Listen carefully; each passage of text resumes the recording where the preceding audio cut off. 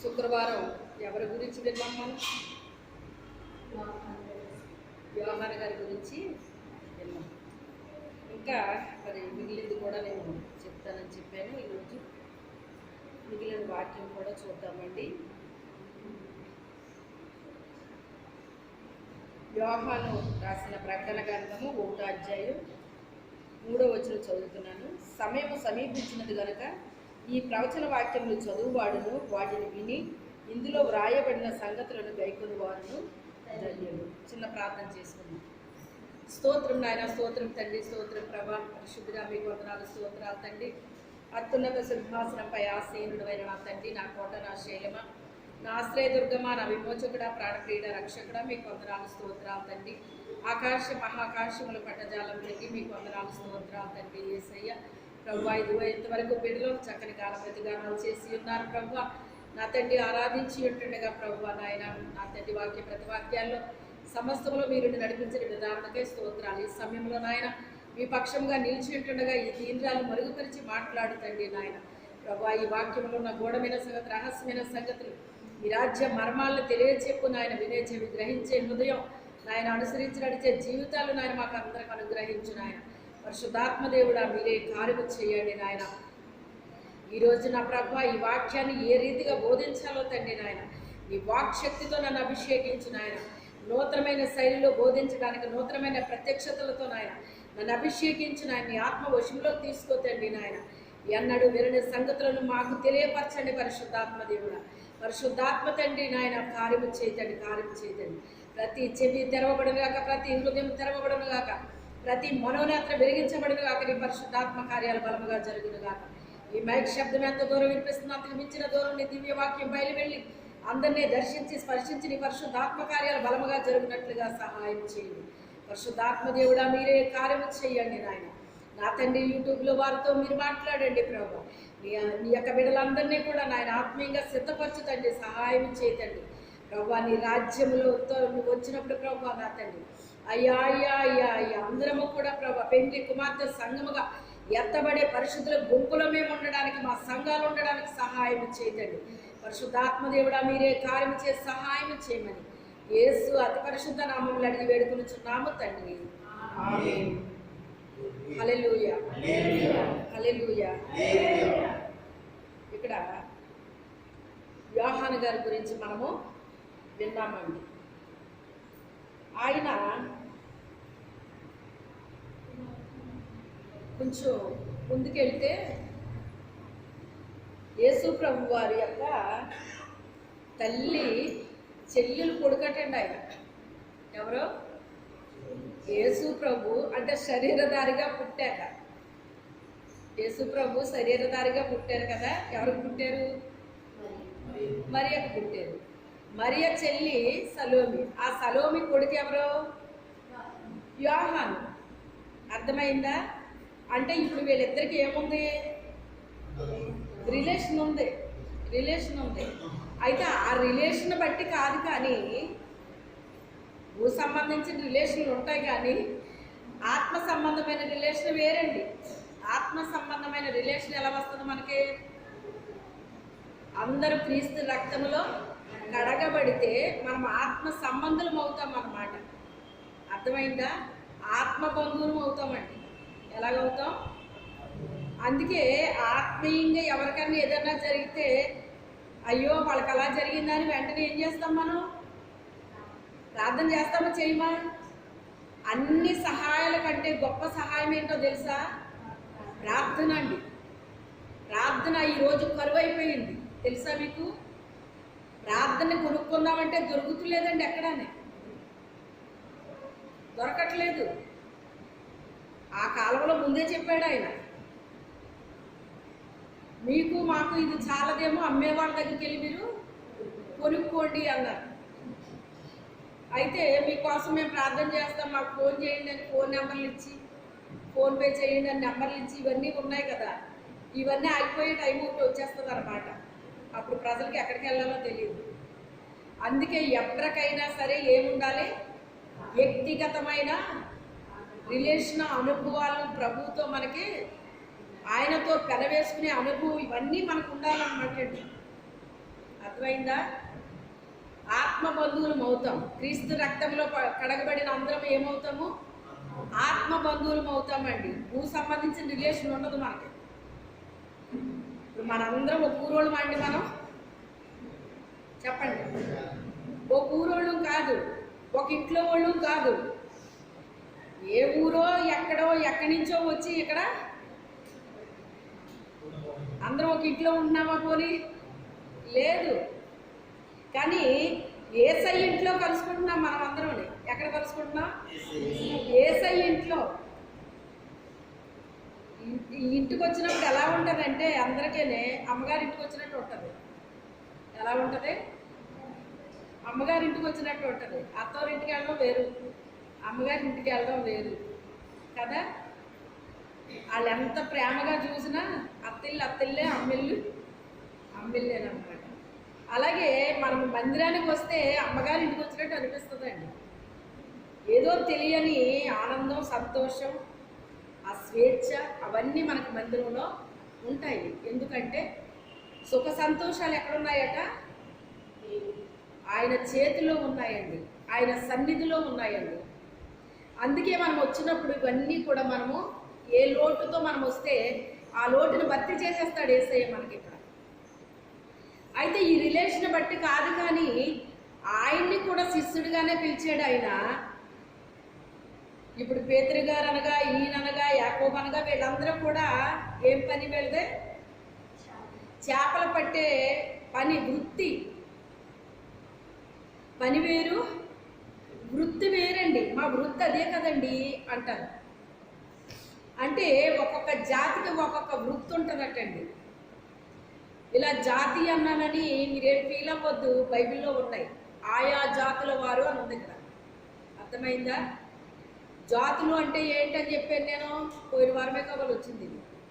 జంతువులు, పక్షులు, పురుగులు, ఇలాగ నానా జాతుల వారు వచ్చినట్టుగా ప్రకటన గ్రంథంలో ఇక్కడ ఈయన రాశాడండి. యోహాను గారు రాశాడు ఆ మాట. అంటే ఆయా జాతుల వారు అంటే వాళ్ళందరూ కూడా క్రీస్తు రక్తంలో కడగబడ్డారు కనుక వాళ్ళు కూడా వెళ్ళిపోయారండి పరలోకానికి, ఆయన రాజ్యానికి. వాళ్ళు కూడా వెళ్ళారన్నమాట. పురుగు లాంటి వాళ్ళు వెళ్ళారు, పక్షి లాంటి వాళ్ళు వెళ్ళారు. మొన్న ఆలోచిస్తున్నాను అన్నమాట. చెప్పేసిన వాక్యాన్ని విడిచిపెట్టానండి, మళ్ళీ అలాగా నా మైండ్లో తిరుగుతూ ఉంటుంది. ఈ పక్షుల గురించి ఆలోచించినప్పుడు పక్షి జాతి అంటాం మనం, జంతు జాతి అంటాం మనం కదా. ఈ పక్షి జాతి అన్నీ ఒకలాగా ఉంటాయో చెప్పండి మీరు? చెప్పండి. అందులో పిచ్చుకలు ఉంటాయి. ఇప్పుడు పిచ్చుకలు అంతరించిపోయినాయండి. ఈ టవర్స్ ఏయో వేశాక వాటి వల్ల అంతరించిపోయినాయి అని అంటున్నారండి. మరి పిచ్చుకలు బాగా శబ్దం చేస్తా తిరిగి అన్నమాట మనకి. ఆ జాతి వేరేగా ఉంటుంది, కొంగలు వేరేగా ఉంటాయి, కోకిలు వేరేగా ఉంటుందండి, కాకి వేరేగా ఉంటుందండి, పావురం వేరేగా ఉంటుంది, నెమల వేరేగా ఉంటుంది. ఇవన్నీ పక్షులే కానీ దేని యొక్క పరిస్థితి దానికి ఉంది. అన్నీ ఒకలాగా ఉన్నాయండి. మీరు కాకిని చూసారో లేదో కానీ చండాలం అంతా తింటుంది. అది ఏం తింటుంది? ఇలా తీసి అలా పడేసారనుకోండి, అది కూడా తినేస్తుందా? తినేదా? కోడి కూడా తింటుందా? తిందా? కోడి కూడా పక్షి జాతిలోకే వస్తుందండి. పావురం తింటుందండి, అది పక్షి జాతే కదా.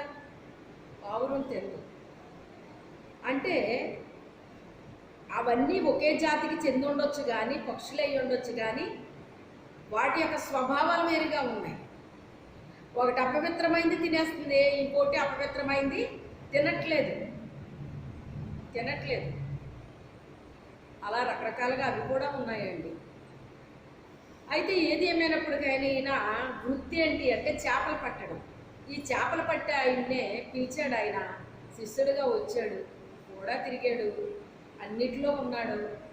లాస్ట్కి అందరి శిష్యుల కంటే సన్నిహితంగా దగ్గరగా ఉన్నదే యోహాను గారు మాత్రమే. అందుకే ఆయన గురించి రాసినప్పుడు ఏమని రాశారంటే ఆయన ప్రేమించిన శిష్యుడు అని రాశారు.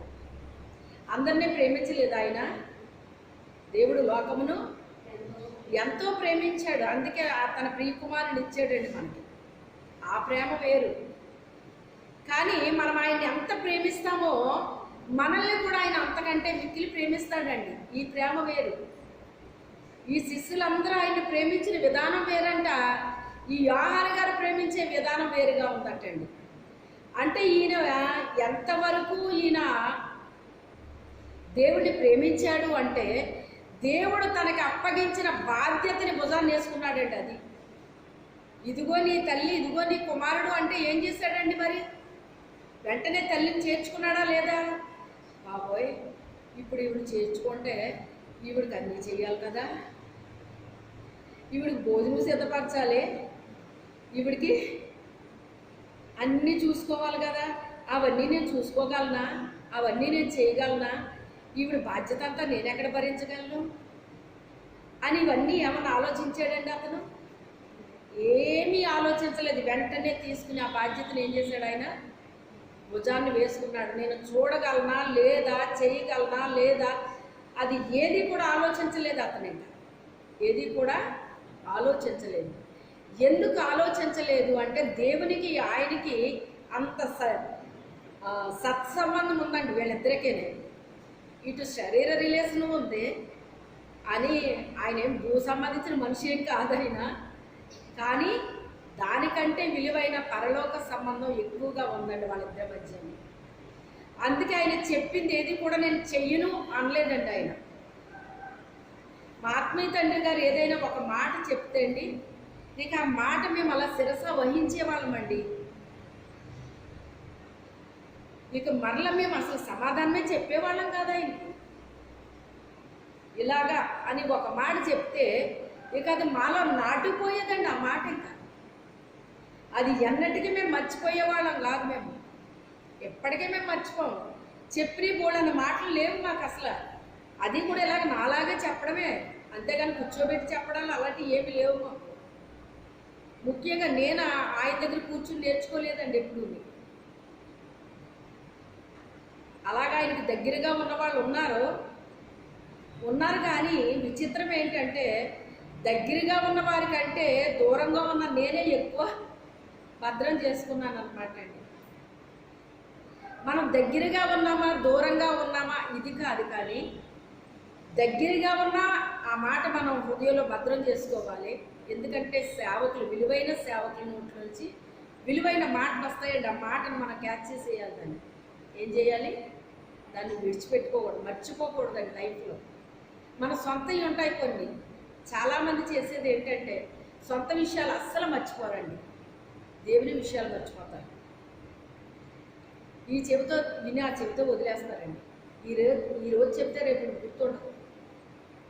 విలువైన మాటలు భద్రం చేసుకోవాలి మన హృదయంలో. దానికి వ్యతిరేకంగా ఉంటున్నారు, అలా ఉండకూడదండి.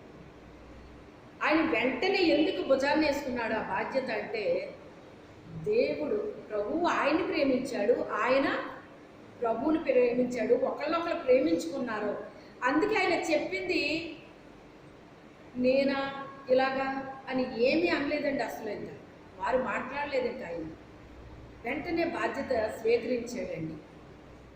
అయితే ఆ స్టేజ్ నుంచి ఎంతవరకు ఆయన ఎదిగిపోయాడు, ఎన్ని అనుభవాలు గుండా వెళ్ళాడు అని చెప్పేసి మనం చూస్తే, మరి యోహాను గారు అనుభవించినన్ని చిత్రహింసలంట ఏ శిష్యుడు అనుభవించలేదటండి. అన్ని చిత్రహింసలు పెట్టేశారటండి ఆయన్ని.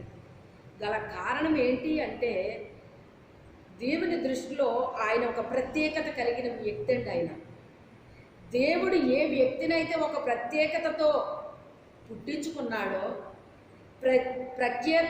ప్రత్యేకత వాళ్ళకి కలిగించాడో, వాళ్ళ పట్ల ఒక చిత్తాన్ని కలిగి ఉన్నాడో, వాళ్ళ మీద కూడా సాతానుడు అంతే గురి పెట్టి వాళ్ళ భయంకరమైన చిత్రహింసలకి గురి చేస్తాడండి. చిత్రహింసలు అంటే ఒక శరీరానుసారంగానే కాదు, ఆత్మానుసారంగా కూడా ఉంటాయండి. ఎలా ఉంటాయి? కొట్టా పెట్టని దెబ్బల్లా ఉంటాయండి అవి. చిత్రహింస అంటే ఎలా ఉంటుంది? అది శరీరం మీద ఏం దెబ్బ కొట్టరు. ఎక్కడ కొడతారు దెబ్బ? మనస్సు మీద కొడతారు, ఆలోచనల మీద కొడతారు, తలంపుల మీద కొడతారు. దాన్ని జయించటం ఎంత కష్టమో తెలుసా మీకు? అవునా కాదా? మీ జీవితాల్లో కూడా అనుభవాలు ఉంటాయి. కొంతమంది కొట్టిన దెబ్బ మీరు మర్చిపోలేరు, లైఫ్లో మర్చిపోలేరు, అలా ఉంటాయి. కానీ దాన్ని మనం జయించాలి అంటే దానికి మించిన శక్తిని మనం కలిగి ఉండాలండి. దేవుని యొక్క శక్తిని మనము కలిగి ఉండాలి. అప్పుడే దాన్ని జయించగలుగుతాం. కానీ లేకపోతే జయించలేమంటే చాలా కష్టం అన్నమాట. ఎందుకు అంటే మాటి మాటికి అదే గుర్తొస్తుందండి. ఏమొస్తుంది? మాటి మాటికి అదే గుర్తొస్తుంది అనమాట అండి. అదే అవకాశంగా తీసుకుని సాతానుడు మనల్ని ఇంకా ఆడుకుంటాడనమాట అండి. అర్థమైందా? వాడు మనతో ఆడుకోకూడదు, మనమే వాడితో ఆడుకోవాలన్నమాట. ఏం చెయ్యాలి? మనమే వాడితో ఆడుకోవాలి. ఎక్కడికి రాని క్రితం దేవుడు ఒక దర్శనాన్ని చూపించాడండి. ఆ దర్శనంలో నేను ఇక్కడికి వచ్చిన తర్వాత చూశాను. నేను అదంతా కూడా ప్లేస్ని నేను ఎక్కడికి వచ్చాను చూశాను. ఇది నేను ఒకప్పుడు దర్శనంలో చూశాను కొన్ని సంవత్సరాల క్రితం.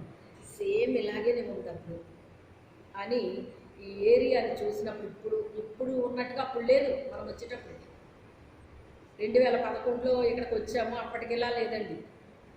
నేను దర్శనంలో చూసినట్టే చూశాను నేను ఇక్కడ. అయితే ఎక్కడ 2 మాంత్రికులు ఉన్నారని దేవుడు నాకు చూపించారు. అప్పుడు తర్వాత చెప్పారు కూడా ఇక్కడ ఉన్నారండి.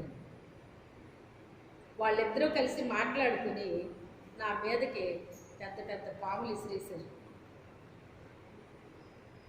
పెద్ద పెద్ద పాములు విసిరారు. స్టార్టింగ్లో కొంచెం భయపడ్డాను కానీ వెనక్కి తిరగలే. ఆ విసిరిన పాము వచ్చేస్తుంది నా దగ్గరికి వచ్చేస్తుంది. అది యేసు రక్తమే జయమన్నాను. ఆ మాట నా నోట్లోంచి రాగానే అంత పైనుంచి వచ్చే పాము కింద పడిపోయిందంట. అప్పుడు మళ్ళీ నేను చూసినప్పుడు వాళ్ళ కామ్గా అలాగా ఎటో చూసుకుంటున్నారు, ఏంటో చేస్తున్నారు. అంటే నీ గురించి మేమేం చేయట్లేదు అన్నట్టుగా ఉన్నారన్నమాట. కానీ నా మీద ప్రయోగాలు చేస్తూనే ఉన్నారు వాళ్ళు. మళ్ళీ ఇంకో పామును వేశారు. మళ్ళీ ఏమన్నా చేస్తున్నారా ఏంటి అని చూశారు. మళ్ళీ పెద్ద పాముని విసిరేశారు. ఇద్దరు కలిసి చేస్తున్నారన్నమాట అండి. పంపితే మళ్ళీ ఇంకోటి వేసారా అని యేసు రక్తమే జయమన్నాను. అది టప్పన కింద పడిపోయింది. ఇక అక్కడి నుంచి నాకు అర్థమైపోయింది, మీరేమి నన్ను చేయలేరు. ఇక్కడికి వచ్చినప్పుడే దేవుడు నాకు తెలియపరిచిన విషయం ఏంటంటే, మీ మీద చేతబళ్ళు కాదు కదా, బాణామతులు చేసినా కూడా మీకేమీ అవదండి అన్నారు. ఈ ఇంటికి వచ్చిన తర్వాత కూడా 2 చేతులు నా కాలు విరిసేయడానికి విరుస్తున్నాయి అన్నమాట అండి. మనుషులు కనబడలేదు కానీ 2 చేతులు, బలమైన చేతులు నా కాలు పట్టుకుని ఇలా విరవడానికి అవుతుంటే అదేం అవ్వట్లేదు. నిద్రపోవట్లేదు. నేను కళ్ళు మూసుకున్నాను అంతే. కళ్ళు తెరిచి చూస్తే ఏమీ లేదండి. అంతే. ఆ సాయంత్రం మరుసటి రోజు జారి పడిపోయాను. ఏమీ అవ్వడం లేదు నా దేవుడు.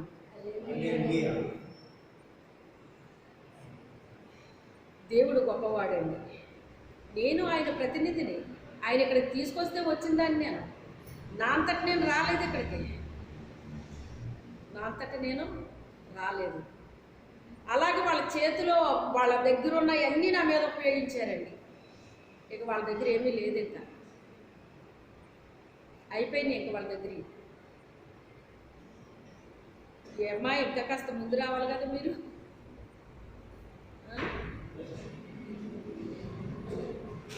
వాళ్ళ దగ్గర అన్నీ అయిపోయినాయి.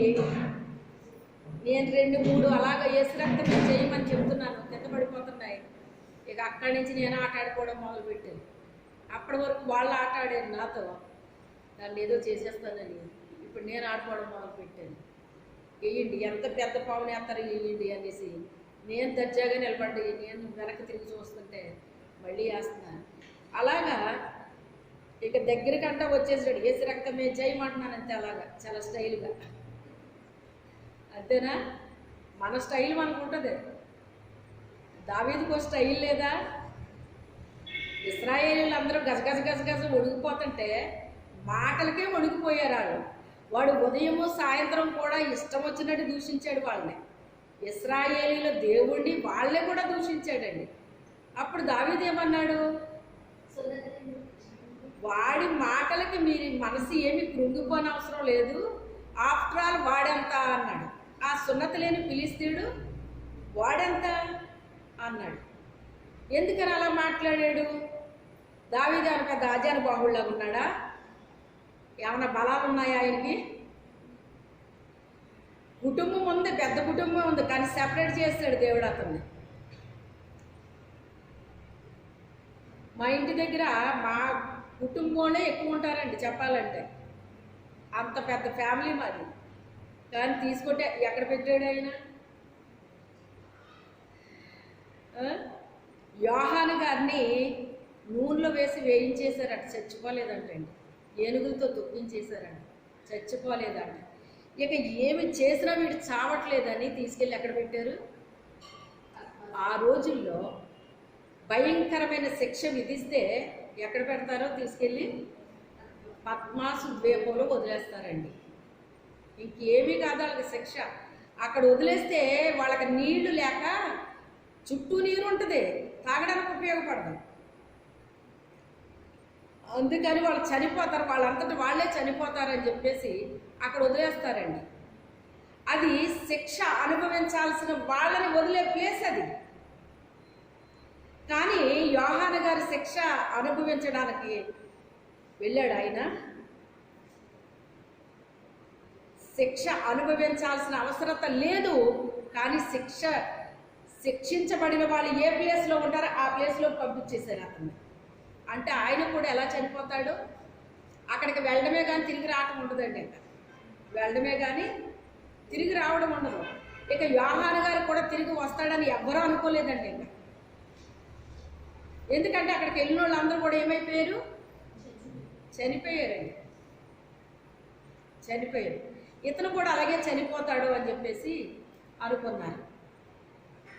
అనుకుని ఎప్పటి వరకు ఎన్ని ప్రయోగాలు చేసినా చావలేదు. ఈసారి చావక ఏం చేస్తాడు? ఇంకా చచ్చినట్టు చేస్తాడు ఇప్పుడు. ఇంకా అక్కడ మళ్ళీ వీడు మొహాన్ని మనం చూస్తామా అనుకున్నారటండి. మేము ఇక్కడికి వచ్చే టైంలో ఒక పేరు ఉండేదండి. ఇక్కడ ఏజెన్సీ అంటే ఒక పేరు ఉండేది. ఏంటో తెలుసా? Punishment area. ఎవరిని వేస్తారంటే ఇక్కడికి ఉద్యోగస్తుల్ని పనిష్మెంట్ మీద వేసిన వాళ్ళు ఎలా ఉంటుందో అలా ఉంటుందా ఏరియా. అక్కడ నీళ్లు ఉండవు, కరెంట్ ఉండదు, ఏ సౌకర్యాలు ఉండవు. మేము వచ్చేటప్పుడు కూడా డాబాలు ఉన్నాయి అంటే ఊరు మొత్తంలో కనీసం ఒక 5 కూడా ఉండకపోవచ్చు. ఏవండి, అవునా కదా? ఊరు మొత్తం మీద ఒక 5 లేవండి డాబాలు. పెంకుటిల్లు కూడా అక్కడక్కడ ఉండేయండి. ఆ పెంకుటిల్లు కూడా వర్షాలు కురిసేసేయండి. ఎన్ని ఇబ్బందులైనా పడ్డాం, కానీ ప్రభు చెప్పిన పని మాత్రం చెయ్యకుండా మానలేదు. అది మనకు విజయం రావాలంటే ఏం చేయాలి? మనం ఇబ్బందులను చూడకూడదు, ఇరుకులను చూడకూడదు, కష్టాలను చూడకూడదు, నష్టాలకి ఫీల్ అయిపోకూడదు. అన్నీ వచ్చేస్తాయండి, అన్నీ వచ్చేస్తాయి. కానీ అన్నిటికీ తాళుకుని ఎప్పుడైతే నిలబడ్డామో ఇక శ్రమల్లో పడి ఏమైపోతామో తెలుసా? రాటు తేలిపోతామండి. ఇంకా ఏమైపోతాం? ఇక శ్రమ అంటే భయం వేస్తుందా? ఇంకా ఒక్క క్షణం ఎవరికైనా భయం అనిపించవచ్చు, కానీ మరుక్షణంలో దేవుడు ఏం చేస్తాడు? నేనున్నానంటాడు. ఆయన నేనున్నానంటాడు. యోహాన్ని వదిలేశారు ఒంటరిగానే. అది పనిష్మెంట్ ప్లేస్. అది నీళ్లు దొరకవు అక్కడ, ఏ సౌకర్యం లేదు అక్కడ. ఎవరైనా వెళ్ళారు అంటే ఎక్కడికైనాని ముఖ్యంగా ఈ రోజుల్లో ఏం చూసుకుంటున్నారండి? సౌకర్యాలు చూసుకుంటున్నారా లేదా? వాళ్ళ చేతిలో మనీ ఉన్నా లేకపోయినా, వాళ్ళ పరిస్థితి ఎలాంటిదైనా అన్ని సౌకర్యాలు ఉన్నాయే కోరుకుంటున్నారండి ఈ రోజుల్లో. మేము వచ్చిన టైంలో మేము సౌకర్యాలు వెనకాల వెళ్ళలేదు. సౌకర్యాలు కావాలి కావాలి అనుకుంటే అసలు ఏజెన్సీలోనే ఉండను నేను. అవునా కాదా? నాకు అవకాశం ఉంది, నేను ఇక్కడికి రావాలంటే వస్తాను, లేకపోతే నేను ఏ కాకినాడలో రాజమండ్రిలో ఉంటాను నేను అందరిలాగా. అవునా కాదా? అప్పుడు మీ పరిస్థితి ఏంటి కదా? ఇంకో పాస్టర్ గారు ఉండొచ్చులేండి మాకు అనుకుంటున్నారా? లేదండి, మిమ్మల్నే మాకు తల్లిగా ఇచ్చాడు దేవుడు అన్నవాళ్ళు హల్లెలూయా చెప్పండి. ఎంత హ్యాపీగా చెప్పారు. మీకు హ్యాపీయే కానీ అమ్మ మాత్రం చాలా కష్టాలు అనుభవించింది. పోతే పోనీ కష్టాలు. ఇప్పుడు అవి అనుభవించినందుకు నాకు ఏమాత్రం కొంచెం కూడా నాకు బాధ అనిపించదండి. కాకపోతే సౌకర్యాలు కోరుకుంటున్నారండి ఈ రోజుల్లో. సేవకులు సైతం ఏం కోరుకుంటున్నారు? సౌకర్యాలు కోరుకుంటున్నారు. మీరు ఆ రోజుల్లో చూస్తే అబ్రహాము సౌకర్యాలు కోరాడా? ఎక్కడికి వెళ్ళమంటే అక్కడికి వెళ్ళిపోయాడండి. లోతు సౌకర్యాలు కోరుకున్నాడు. ఏదైనా తోట వలె ఉందని చెప్పేసి దుష్టులు దుర్మార్గులు ఉండేటువంటి ఆ సొదొమను కోరుకుని వెళ్ళిపోయాడండి. ఆయన ఏం సంపాదించాడు? ఒక చరిత్రహీనమైన స్థితి అతనిలో నుంచి వచ్చేసిందండి, ఆ కుటుంబంలోంచి వచ్చేసింది. అదే మోయాబు. అందుకే దేవుడు అంటాడు, మోయాబు నేను కాళ్ళు కడుగుకొని పళ్ళెము అంటాడు ఆయన. ఒకరోజు ఒక వ్యక్తిని నాకు అలా చూపించాడండి, పళ్ళులాగా. ఆ పళ్ళెం వెళ్ళి ఒక ఇంటి దగ్గర జారబడింది అనమాట గోడకి. ఈ పళ్ళెం నాది కదా, నా పళ్ళెం ఏంటి ఇక్కడ జారబడి ఉందేంటి, ఎవరు తెచ్చేసారు దీన్ని అనుకునేసరికి నిజంగానే నా పళ్ళె నా మెత్తుకుపోయింది అనమాట. వాళ్ళ ఇంటి దగ్గర జారబడింది.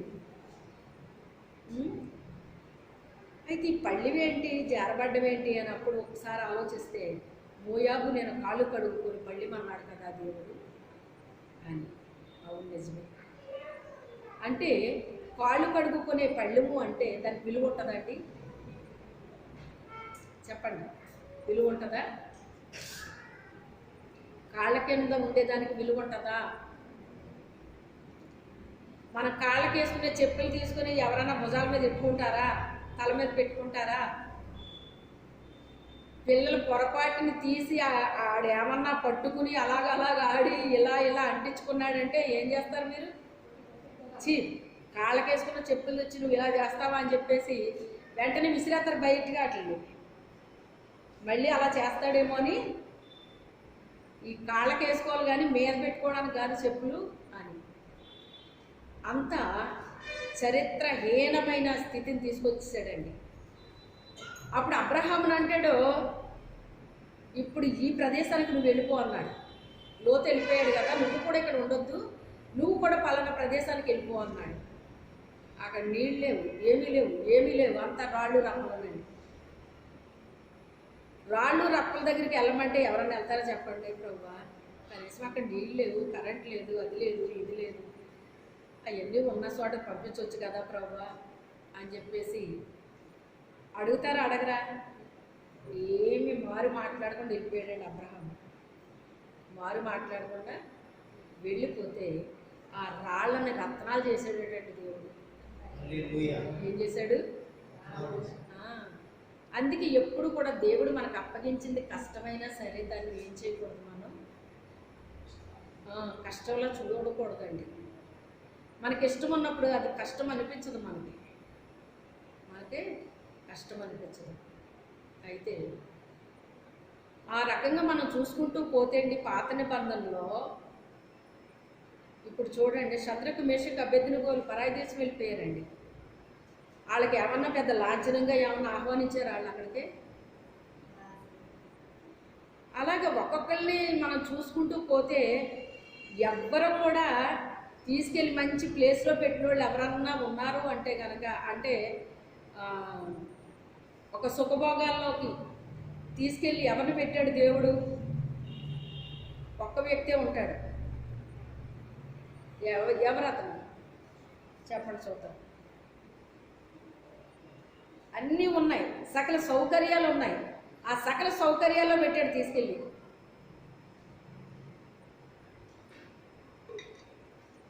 ఓ క్లూ ఏమన్నా అయినా నాకు వద్దయ్య అన్నాడు.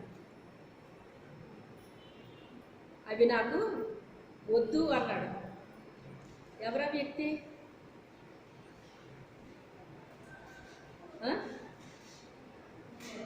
మోషే. అవునా కాదా?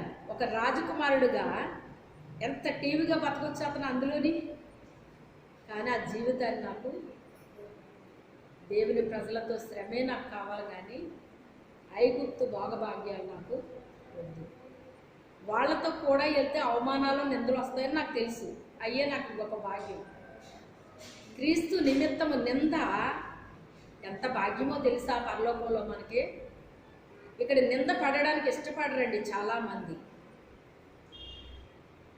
యోసేపు పరిశుద్ధుడిగా జీవించినందుకు నింద పడిందండి అతనికి. అబద్ధం చెప్పిన మనిషి మాట విన్నారు కానీ నిజం చెప్పిన యోసేపు మాట విన్నారండి? నమ్మారా? ఒక్కడు కూడా వినలేదు, నమ్మలేదండి అతని మాట. కానీ అతను తన శరీరాన్ని అపవిత్రపరచుకోలేదు.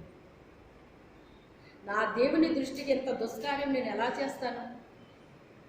నేను చిన్న వయసు నుంచి నా శరీరాన్ని నేను పవిత్రంగా ఉంచుకున్నాను.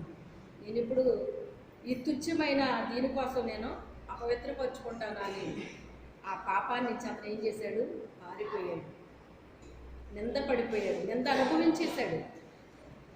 అందుకే మత్తయ్య గారు రాస్తే ఏమంటున్నాడంటే, నా నిమిత్తం మీరు నిందించబడి హింసించబడి మీ మీద చెడ్డ మాటలల్లా పలుకున్నప్పుడు మీరు సంతోషించి ఆనందించండి, మీ ప్రతిఫలం పరలోకంలో అధికమవుతుంది అన్నాడు ఆయన. ఆ నిందల గురించి, ఆ అవమానాల గురించి అవి మనం అనుభవిస్తే అది ఎంత మనకి పరలోకంలో ఎంత ఆధిక్యత మనం సంపాదించుకుంటామో అది తెలిస్తే ఇష్టపడతామండి. అనుకుంటే అనుకోని ఎంత కేర్లెస్గా నేను తీసుకున్నానంటే అంత కేర్లెస్గా తీసుకున్నాను. అందుకే ముందుకెళ్ళిపోయి బహుమతి సంపాదించుకున్నాను. హల్లెలూయా. వాళ్ళు అన్న మాటలను నేను పట్టించుకుంటే నేను ముందుకు వెళ్ళలేకపోయేదాన్ని, మందిరం వరకు కూడా రాలేకపోయేదాన్ని. అంత త్వరగా నాకు దేవుడు చెప్పిన పని ఏం చెప్పాడో అది నేను చేయడం ముఖ్యం. అదొక్కటే నేను గురిగా పెట్టుకున్నానండి. ఆ గురిగా పెట్టుకున్నాను, ఆ గురి అంతకే పరుగు పెట్టాను, గెలిచాను, విజయం ఇచ్చాడు దేవుడు. దీన్ని బహుమతిగా ఇచ్చాడు, బహుమతిగా ఇచ్చాడు. అందుకే ఇది ఎలా నిర్మించామో మాకు ఎప్పటికీ అర్థం కాదు. ఎంత అయింది అంటే మేము చెప్పలేమండి. ఎప్పటికీ మేము లెక్కలు వేసుకోలేదు. అసలు ఎంత అయిందో మాకు తెలియదు, ఎలా కట్టామో మాకు తెలియదు.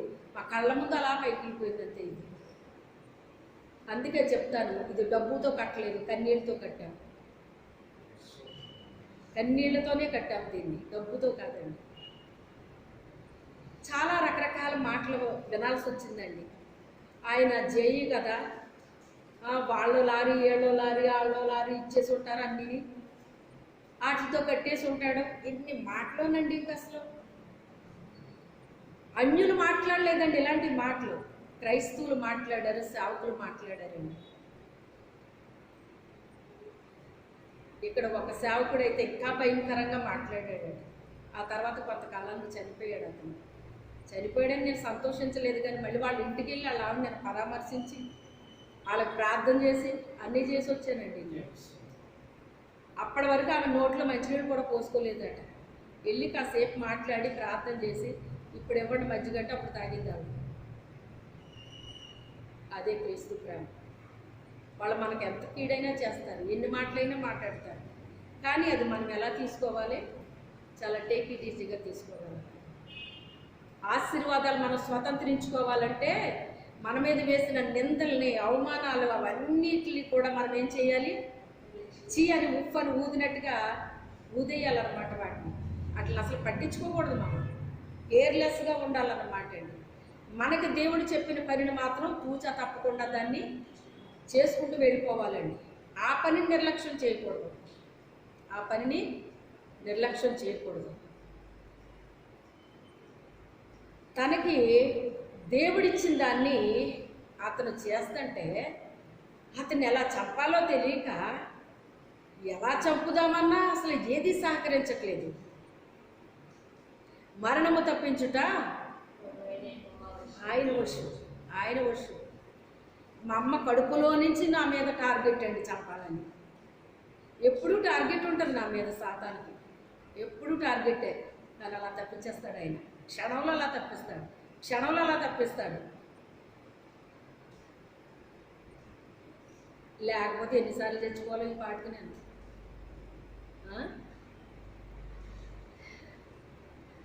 అలాగే చంపడానికి ఎన్నో ప్రయత్నాలు చేస్తుందండి. ఈ మందిరం కట్టినప్పుడు ఒక సేవకుడు వచ్చాడు. కొంతమంది ఇలా వెళ్తూ చూసి వచ్చారండి. అందులో తెలిసిన ఆయన ఉన్నాడు. ఇదేంటి అమ్మగారు, మా ఊరు వచ్చారు కదా, మా మందిరానికి వచ్చారు వాక్యం చెప్పడానికి, అప్పుడు మీరు ఏం చెప్పలేదు కదా, ఏంటి మందిరం ఏంటి ఎంత అయిపోయింది ఏంటి అంటున్నాడు ఆయన. అప్పుడు నాకే తెలియదు, అప్పుడు స్థలమే తీసుకోలేదు. అంతా కలిసి వాళ్ళ ఊరు వెళ్ళి వచ్చిన తర్వాత 2-3 నెలలు ఎంతో పట్టినట్టుంది. ఇది అనుకోవటం, తీసుకోవటం, నిర్మాణం అయిపోవటం కూడా అయిపోయింది అంతా. నీకు అలాగా ఆశ్చర్యంగా అని ఆశ్చర్యపోతున్నాడు ఆయన. ఉదయం ఎందుకో నాకు అనిపిస్తుంది అన్నమాట, నేను నా చేతిలో దాన్ని కాదు, నేను ఆయన చేతిలో దాన్ని. ఆయన నాకు ఏం చెప్తే చేయాల్సిన బాధ్యత నాకు ఉంటుంది.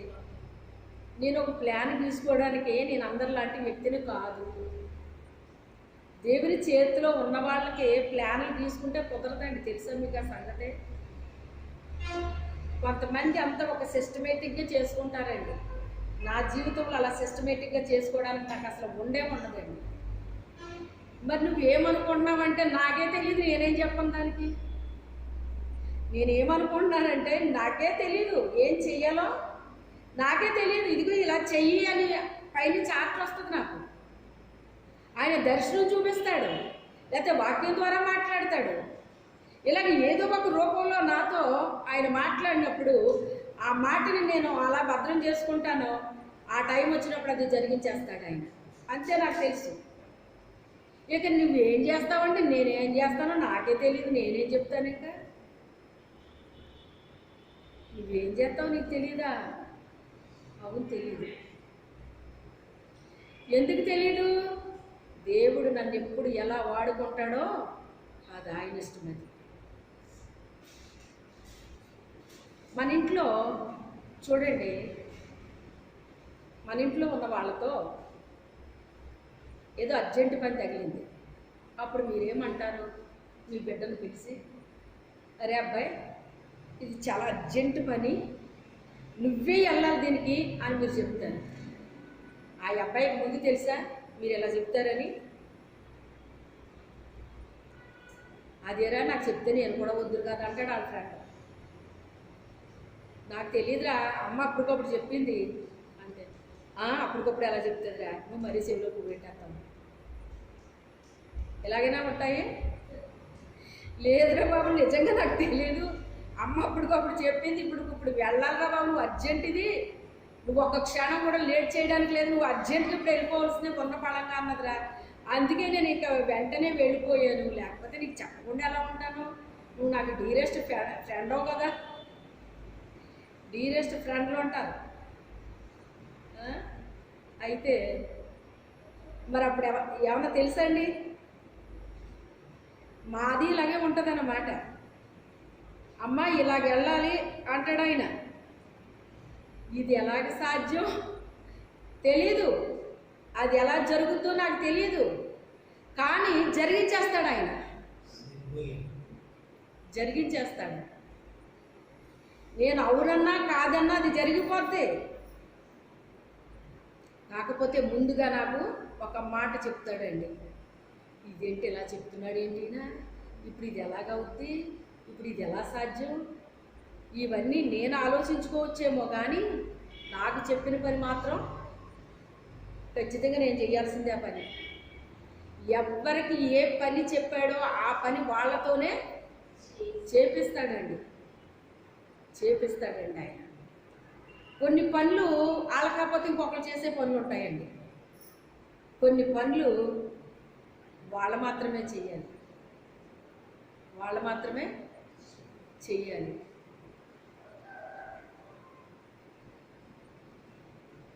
ఇంటిలో భార్య పోసుకుంటుంది, భార్య చేయాలి ఆ పని.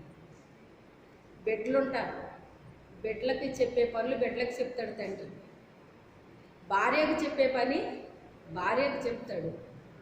కొన్ని సీక్రెట్లు ఉంటాయి, ఆ సీక్రెట్ భార్యకే చెప్తాడు, అది పిల్లలకు కూడా చెప్పొద్దంటాడు ఆయన. పిల్లలకు చెప్తే బెంబేలు ఎత్తిపోతారు, వాళ్ళకి చెప్పొద్దంటాడు ఆయన. అవునా కాదా? ఇలాగే ఉంటుంది ఇందులో కూడా. సీక్రెట్లు ఎవరు చెప్తాడు? అక్కడ భార్య అంటే నమ్మకత్వం. ఏంటి? నమ్మకత్వం. నమ్మకత్వం. మోషే నా ఇల్లంతటిలో నమ్మకస్తుడు. నమ్మకస్తుడు ఏదో ఒక దాంట్లో నమ్మకస్తుడు అని చెప్పలేదు. నా ఇల్లు అంతట్లో, అంటే మొత్తం అంతట్లో ఆయన ఎంత నమ్మకంగా ఉంటే ఆ సాక్ష్యం చెప్తాడు అతని గురించి. అలా ఉండాలండి మనం. మనుషులు మనల్ని పొగుడుతున్నారా లేదా, వాళ్ళ మనకి ఏదో చేస్తున్నారా లేదా, ఇది కాదండి. ఆయన మనకు చెప్పిన పని మనం ఎలా చేయాలి? చాలా నమ్మకంగా చెయ్యాలి. మనం నమ్మకంగా చెయ్యాలి. నేను 8th క్లాస్ 9th క్లాస్ చదువుతున్నాను.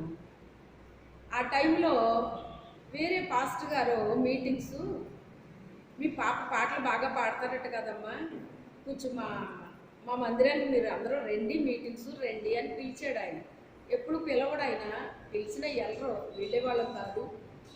అలాగా ఆ సంవత్సరం పిలిచి మీ పాప పాటలు బాగా పాడతారని విన్నాము, తీసుకురండి అమ్మ, తప్పకుండా మీ పాపను తీసుకుని రండి అని చెప్తే అమ్మ రాలేదు, కానీ నన్నే వెళ్ళే వాళ్ళతో పంపించారు. వాళ్ళేమో సింగర్స్ని పిలుచుకున్నారండి, ఒక భార్య భర్తను పిలుచుకున్నారు. పిలుచుకున్న తర్వాత సింగర్స్కి ముందు ఇస్తారు కదా, మరి ఇచ్చారు.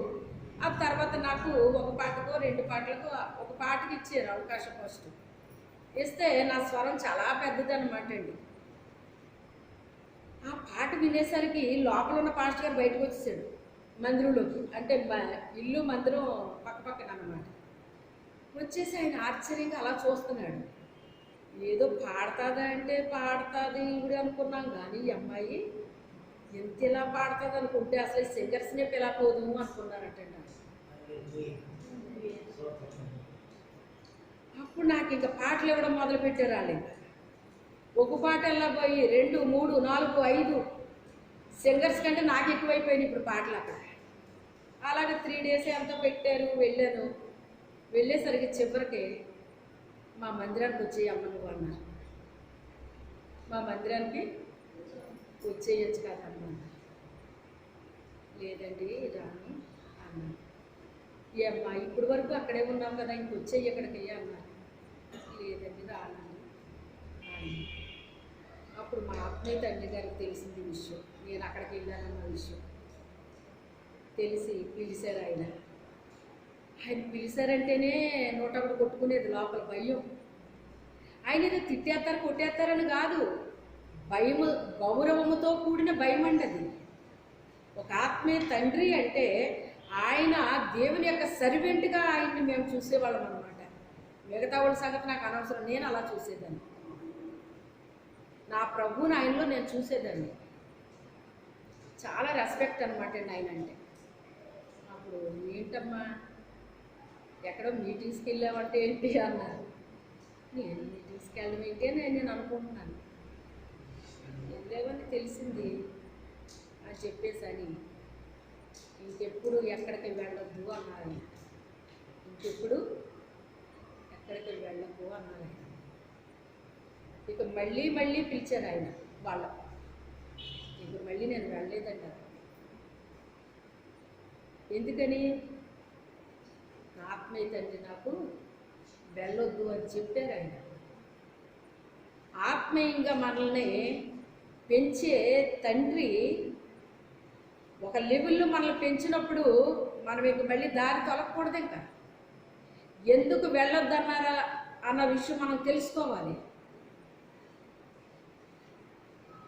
ఎందుకంటే మనకు ఉపయోగపడే వాళ్ళు తక్కువ, మనల్ని ఉపయోగించుకునే వాళ్ళు ఎక్కువ ఉంటారు. వాళ్ళు మనకు ఉపయోగపడరు, మనల్ని వాళ్ళు ఉపయోగించుకుంటారు. మిమ్మల్ని అందరినీ కాయడానికి మీ పైన నాకు ఏమిచ్చాడు ఇప్పుడు దేవుడు? అధికారాన్ని ఇచ్చాడు. మిమ్మల్ని ఖండిస్తాను, గద్దిస్తాను, బుద్ధి చెప్తాను, ఈ అధికారం అంతా నాకుంది. అందుకే మీ ఆత్మీయ జీవితాలు పాడైపోకుండా ఉండాలి అంటే కొన్ని సమయాల్లో కొన్ని విషయాలు మీతో నేను చెప్పాల్సి వస్తుంది, చెప్తాను. ఎందుకు అంటే ఒక క్రమంలో మిమ్మల్ని పెంచుతున్నప్పుడు మీరు దారి తొలిగారు అంటే ఏమవుతారు? మీరు పిలిచేవాళ్ళు ఈ రోజుల్లో మరీ ఎలా ఉన్నారంటే దురాశతో ఉంటున్నారండి.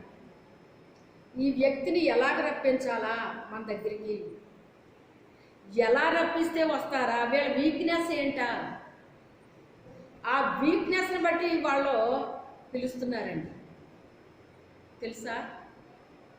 నీ ఆత్మీయ జీవితం ముఖ్యం. నీ ఆత్మీయ జీవితాన్ని నడిపిస్తున్న కాపరి నీకు ముఖ్యం. అర్థమైందా? నీ కాపరి నీ కొరకు ఏం చేస్తాడు? ప్రార్థన చేస్తాడు, నీ భారాన్ని భరిస్తాడు. మీ జీవితంలో ఏం జరగబోతుందో, మీ కుటుంబంలో ఏం జరగబోతుందో దేవుడు తెలియపరుస్తాడు. దాని కొరకు మేము ప్రార్థన చేస్తాం. మేము అంటే అందరినీ నేను కలపను, నా మట్టుకు నేను చెప్తున్నాను, వేరే వాళ్ళ విషయం నాకు అనవసరం. అయితే అలాగే చాలా కొన్ని విషయాలు వింటే అసలు భయమేసేటట్టు ఉంటాయండి. అలాంటిది జరగబోతుంది ఆ ఫ్యామిలీలో అని చూపిస్తాడు. అలా జరగనివ్వకు ప్రభువా, దయతో వాళ్ళని కనికరించయ్యా అని ఆయన కాళ్ళు పట్టుకున్నట్టుగా ప్రార్థిస్తానండి. అప్పుడు వాళ్ళు తప్పించబడతారు ఆ పరిస్థితి నుంచి. ఆ విషయం మీకు కూడా చెప్పను నేను ఎప్పుడు. మీ కొరకు ఇలా ప్రార్థన చేశాను, మీ మీదకి ఇలాంటిది రాబోయింది అనే విషయం కూడా మీకు నేను చెప్పను. అందుకే మిమ్మల్ని